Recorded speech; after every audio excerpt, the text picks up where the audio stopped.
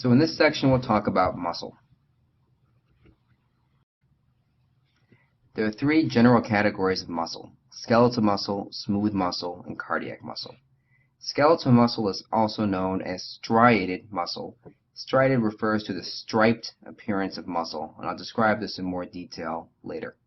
Skeletal muscle, by definition, attaches bone to bone and utilizes a specialized energy system called the creatine kinase or the phosphagen system.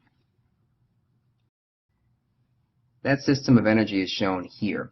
So it should be remembered that muscle often needs very large sources of energy very rapidly, more rapidly than can be provided through glycolysis alone. So muscle utilizes creatine phosphate as a temporary storage form of high energy phosphates. So during exercise, creatine phosphate and ADP will combine such that phosphate will be transferred from the creatine phosphate onto ADP to create ATP.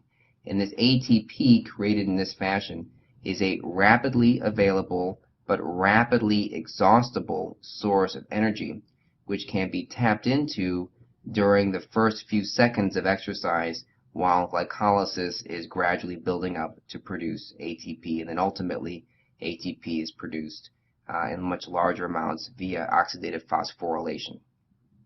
Creatine can then, during rest, become phosphorylated through the enzyme creatine kinase, sometimes called creatine phosphokinase or CPK. CPK is an enzyme that has some notoriety because it's used as a marker during damage to either skeletal or cardiac muscle, which we'll discuss in a bit more detail later. The next slide shows the structure of skeletal muscle. So the fundamental unit of muscle or skeletal muscle is the cell or muscle cells. But one should be aware that muscle cells are cells that have formed by the fusion of many, many other cells, such that muscle cells tend to be very, very long and are often referred to as muscle fibers. So you should be aware, if you hear the term muscle fiber, that is synonymous with muscle cell. So these muscle fibers are encased as fascicles, and the fascicles have endomysium as their extracellular matrix within the fascicle, and the fascicles are wrapped by a perimysium extracellular matrix, and the bunch of fascicles is put together to form the whole muscle, and the whole muscle is wrapped in the epimysium, and the epimysium ultimately is contiguous with the tendon which connects the muscle to the bone.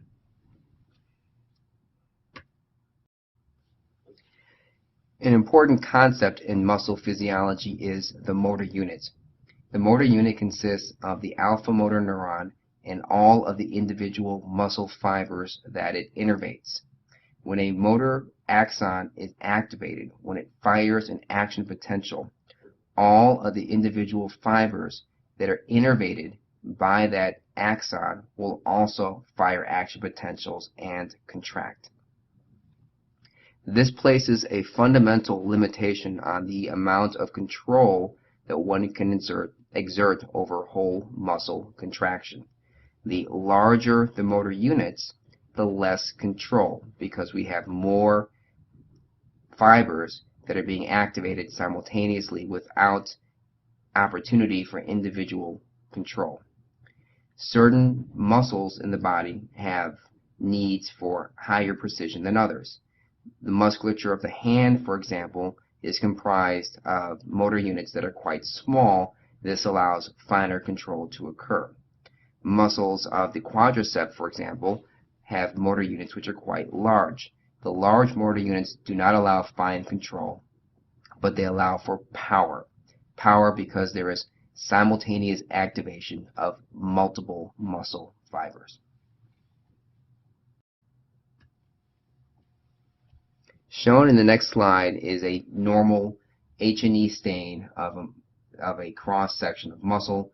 One can observe the hexagonal shapes of all these muscle fibers all packed neatly next to each other. In contrast, one can observe that when motor axons to muscles are damaged, one will observe atrophy of the muscles.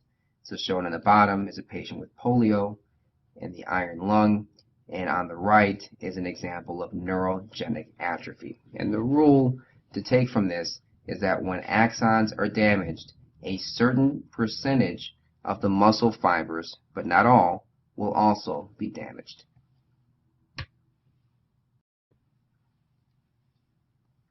There are two general classes of skeletal muscle fibers, type 1 or slow twitch and type 2B or fast twitch. Type 1 fibers are tonically active but are activated with low intensity, and the classic example would be the paraspinal muscles. These muscles are activated most of the day, even while we sleep, but are rarely activated to a maximal extent. They rely on oxidative phosphorylation. They have many mitochondria to support this oxidative phosphorylation. They have high concentrations of myoglobin, which is the muscle cell's version of hemoglobin. It's smaller, but it carries oxygen.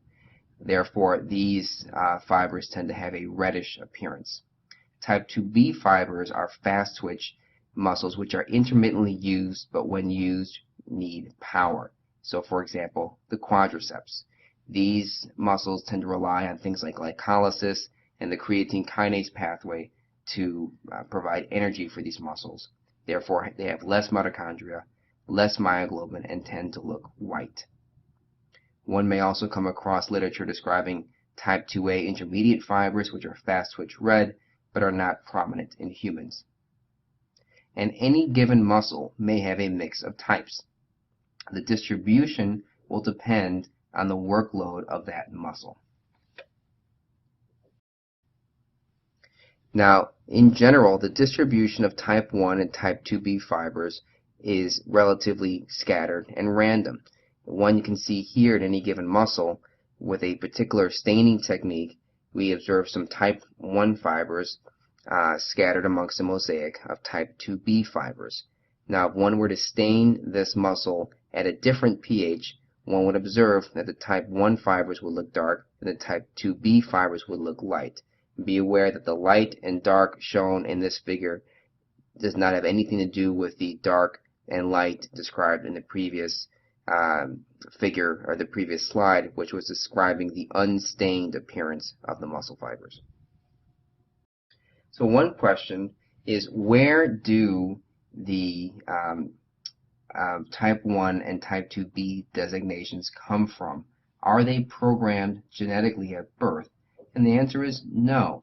These are determined by the motor units that are the axons that innervate the individual muscle fibers, such that all fibers in a given motor unit will be of the same type. So for example, here we have motor unit 1 and motor unit 2.